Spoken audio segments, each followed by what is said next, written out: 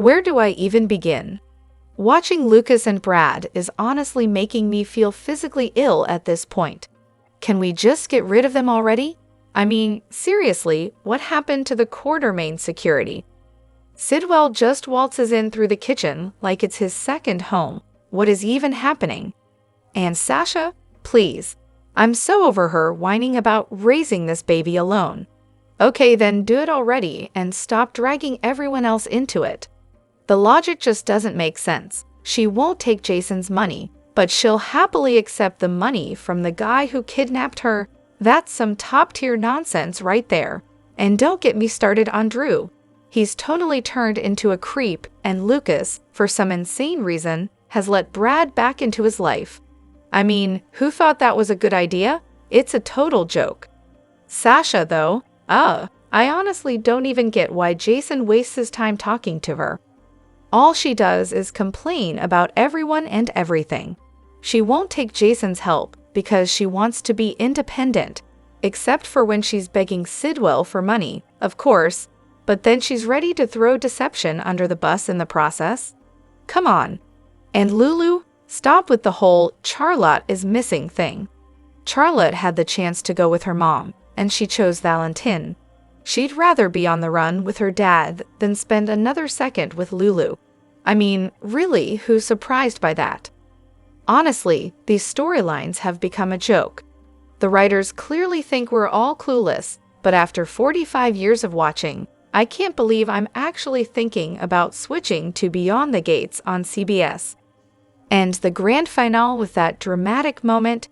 Yeah, no. The most thrilling part was this shady guy standing outside the kitchen door, waiting to harass Sasha. But wait, no, it wasn't dramatic at all. It was just plain stupid. Hello everyone, welcome back to my channel, Messy Syrup. It's me, Abby, here. I hope everyone is having a wonderful day. Keep watching, so let's dive into today's video. So apparently, Lucas wasn't onto Brad's slimy antics, and now he's stuck with him. Seriously, between Brad and Drew, they both need to get booted off the show. It's basically game over for Portia now, too. Thanks to Brad spilling her secret to Selena, who then conveniently passes it off to Drew, Portia's done. If you've ever had even an ounce of disdain for her, well, sorry, she's out. And let's talk about the writers for a second. They're not bad at all. Honestly, they're pretty good at their jobs. They've managed to get fans so fired up that we're all complaining, threatening to quit watching. But spoiler alert, we're all still tuning in every single episode. Classic move. They've figured us out, haven't they? It's a soap opera, people. It's supposed to make us mad, laugh, cry, whatever. It's entertainment, and guess what? All those complaints we throw out, yeah, that just gives the writers more material. We're basically doing their work for them. Who's the real winner here? They are. As for Brooklyn and Gio, can we please just get to the part where she finds out he's her son already? How much longer are they going to drag this out? Everything's starting to feel like a rerun, and I'm honestly not loving any of the storylines anymore. It's getting boring, guys. And can we all agree that Drew Kane, Selena Wu, and Jen Sidwell are the absolute worst? Those characters are just pure misery. I mean, I saw it coming with Sidwell and Sasha. Of course, he's going to worm his way into her life, and just in time for Jason to swoop in and save the day, breaking up their little transaction like a hero. But come on, Sasha, you're okay with Sidwell's dirty money, but you're going to hesitate with Jason's? Really? So now she's cool with throwing deception under the bus for Sidwell's shady business, but Jason's just too much. Girl, you've got to know Sidwell's up to something, and it's definitely not good for deception. Anyone else noticing that Sasha is basically becoming the new Sam? Remember when Sam was all independent, always in some kind of trouble? Sasha's kind of reminding me of that. But seriously, after everything Sidwell's done, how could she even think about doing business with him? Take Jason's money, Sasha, and don't even think twice. I honestly can't stand the person Drew's turned into. He used to be this caring, decent guy, and now? He's just a petty jerk trying to sabotage a woman's future to get back at Curtis. Classic. I really hope Willow wakes up and realizes what a mistake she's making before it's too late. The coffee's brewing, Willow, maybe it's time to smell it. And seriously, how is Sidwell allowed to just stroll onto the property and waltz right into the kitchen? Like, how is that even allowed? Makes absolutely no sense. 0. Sasha is turning into Willow 2.0 at this point. She's as numb as a doorknob. Don't talk about my baby to everyone, especially when she won't let Jason give her a cent, but she's more than happy to take money from her kidnapper to lie for him. Yeah, totally sounds like Holly's daughter, doesn't it? As for Dante, he's going to be an amazing dad to Gio, just like he is to Rocco. Lulu, not so much, doesn't spend time with her son. But sure, let's keep pretending. Spinelli, on the other hand, a stellar dad. And then there's Lois, making everything worse, even though I'm pretty sure that's not her intention. Brooke, Dante, Ned, Tracy, Sunny, Olivia, and let's not forget Gio. Oh yeah, they're also thrilled right now. A whole lot of angry people coming soon to a screen near you. Sasha, what's going on? Usually, I'm all about her, but right now she's bucking me. First, she gets mad at Monica for gifting the baby a sweater. Then she complains about life with the Qs, but won't take Jason up on his offer to give her money. I mean, if she wanted Jason to pretend to be the father, shouldn't she let him actually step up? Curtis really should just tell Drew that he knows about his little affair with Nina, if Drew even thinks about using that evidence against Portia. But honestly, I wouldn't mind if Portia got fired. That's a whole other can of worms. And Lulu, can we please stop pretending she's a character worth watching? First, they bring her back just to kill off our beloved Sam the day Sam dies. Brilliant move. Then they bring in this new Lulu, and it's just, no. If they'd at least brought back the real Lulu, maybe I'd be willing to give this character a shot, but nope. I just fast forward every time she's on screen. Sasha is driving me crazy right now. Jason just wants to help her, and she takes a deal with Sidwell? Seriously? Like mother, like daughter. And then there's Lulu, who I swear is just here to ruin everything. I can't stand her, and Drew, well, he's finally getting what's coming to him. Good.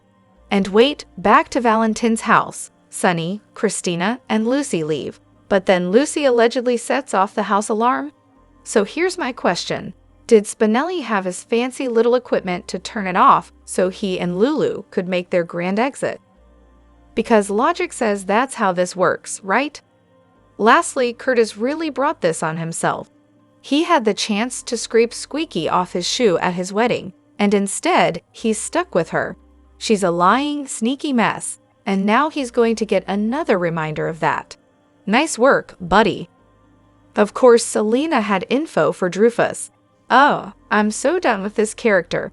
He really needs to go. And seriously, how did Jens even get onto the estate to just waltz into the kitchen like it's no big deal?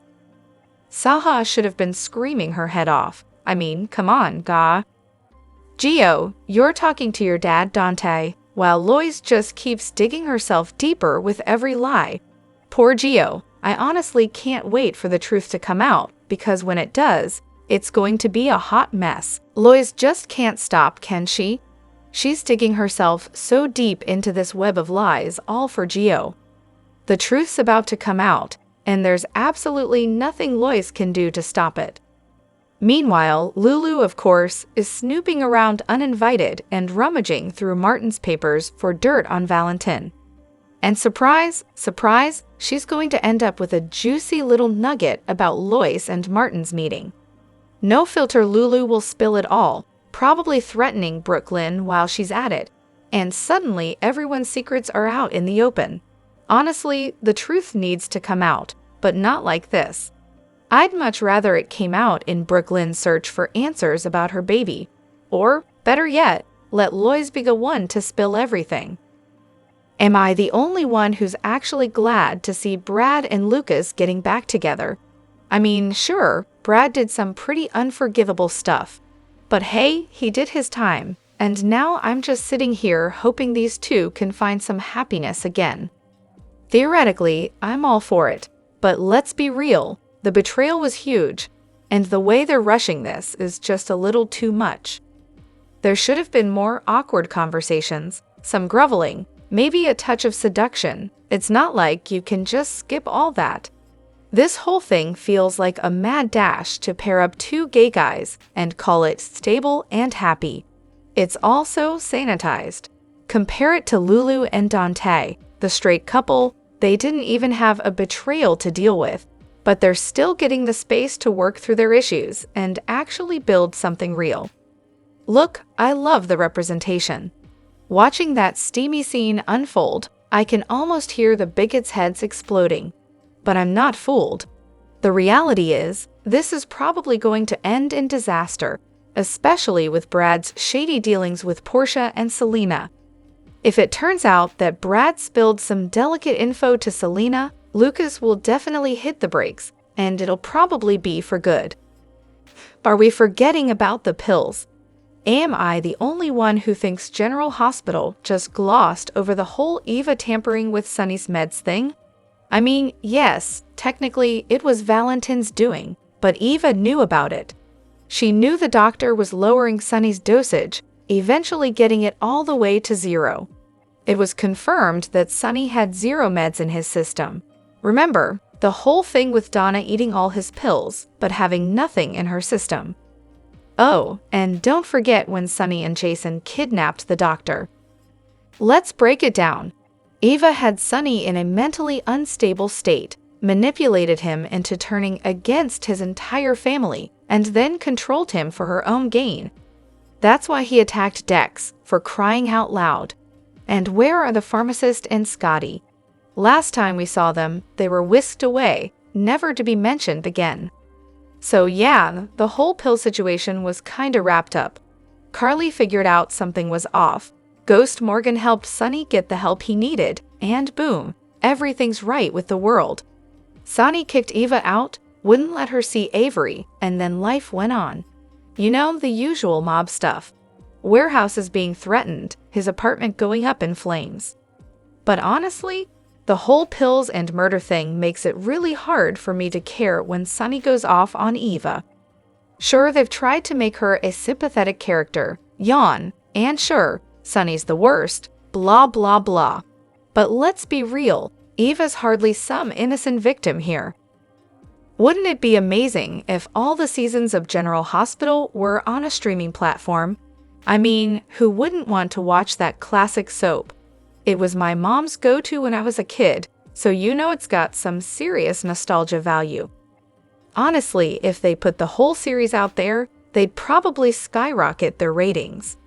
Old fans would jump in to catch up on the latest drama, and new viewers would dive in to see what they've been missing.